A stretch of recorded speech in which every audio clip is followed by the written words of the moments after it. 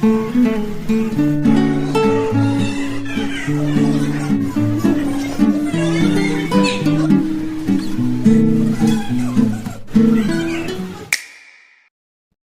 we are Group 1 and we do two kinds of experiments on strangers.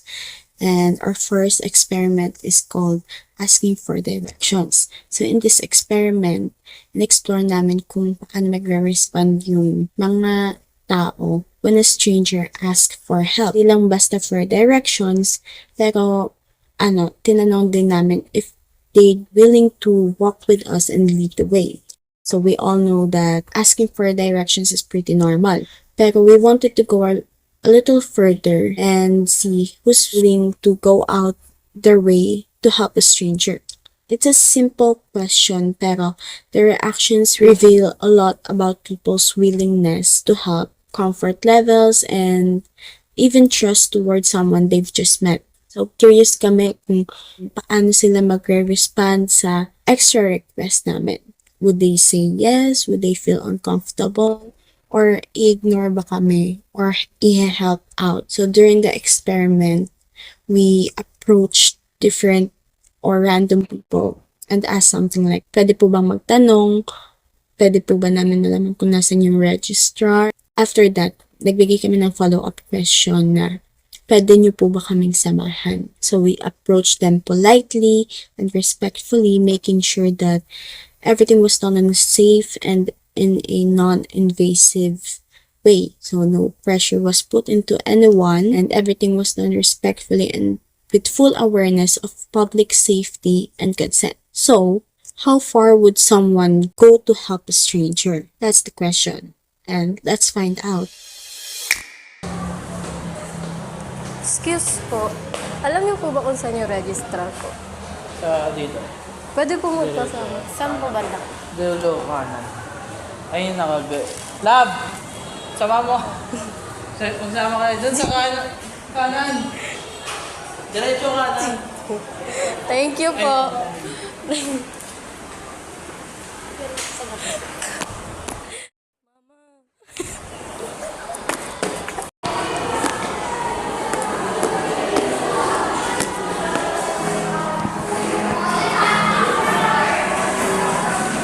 Ikaw magsabi ng social experiment lang po.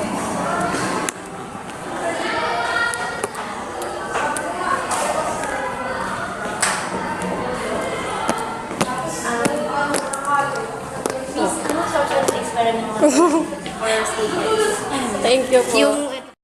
What did we find? So some people actually said yes. They walked with us to the location we asked about and they were super kind and hindi sila nag-hesitate to help. So yung iba nagmamadali sila pero they still help out. Yung one person even called their friend to come over and help us lead the way when they were in a hurry. So this showed us that willingness to help varies.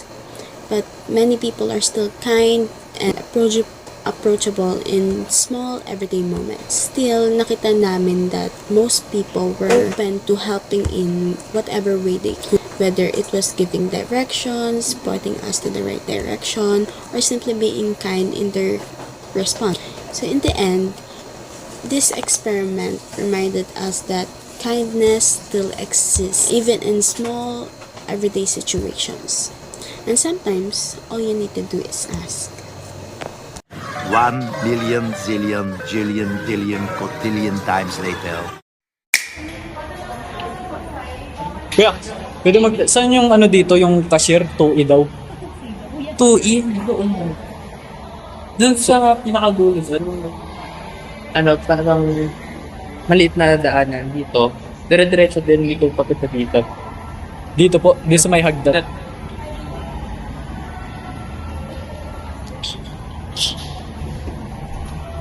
2E daw eh.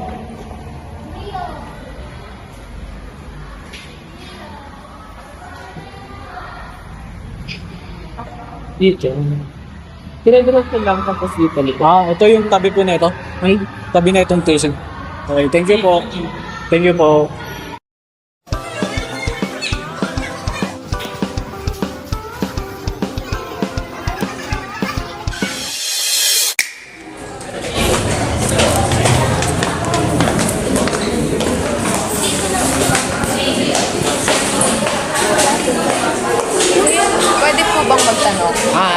pong itabi. Saan po dito yung admission office? Yung admission po pala doon po sa may sa kaliwa kayo. Tapos may makikita kayo doon sa mayroong 2D. Pwede ba ba kami magpasama? Sige po, sige. Thank you po. Tapos,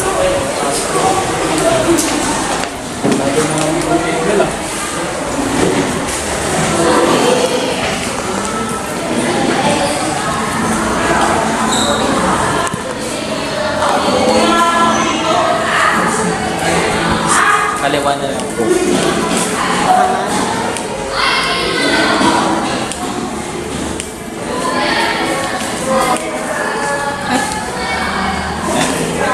Isa yun na.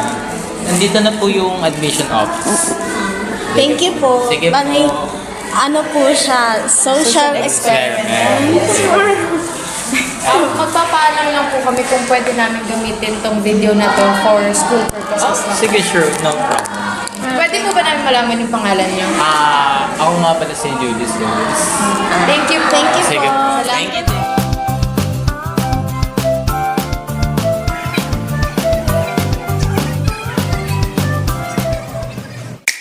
So for the second part of our social experiment, we focused on something that really tests honesty. We drop money in public on purpose naman. We had someone from our group who walked around outside the library and accidentally dropped a 50 pesos bill. Then we stepped back, then observe kung ano nga ba yung gagawin ng mga taong makakakita dito.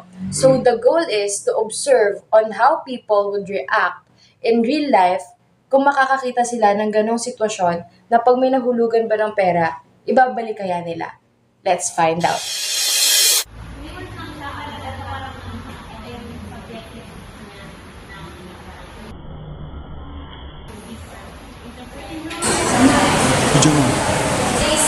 Thank you po. Ma'am, social experiment lang po. Pwede po ba kayo masama sa video? Di ano lang po, permission. Di, permission lang po. Thank you po.